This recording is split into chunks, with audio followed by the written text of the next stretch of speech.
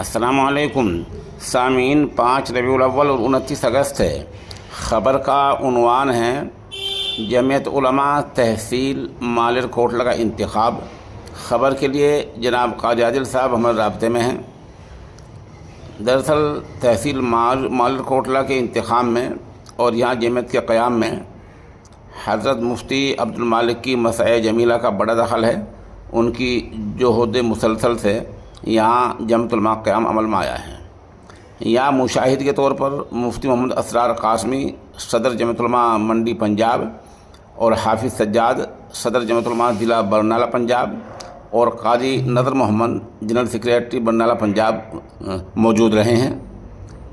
یہ انتخاب جو تحصیل مالر کوٹلہ کا ہوا ہے، یہ مسجد پکا باغ مسجد پکا دروازے میں جمال پورہ میں ہوا ہے۔ یہاں مفتی دلشاد قاسمی کو صدر منتخب کیا گیا ہے۔ پورے عہدیداروں کے نام اس طرح ہیں: مفتی دلشاد قاسمی صدر، مفتی محمد آصف نائب صدر، قاری محمد عامر ایک اور ہیں وہ بھی نائب صدر، قاری محمد ندیم جنرل سیکریٹری، قاری محمد عثمان سیکریٹری، اور اس طرح قاری خورشید خزانچی، باقی مولانا تاج الدین، حافظ محمد طیب، محمد شاہد، محمد عباس، محمد جاوید، حافظ محمد قاسم، یہ لوگ اس کے ممبران میں شامل ہیں۔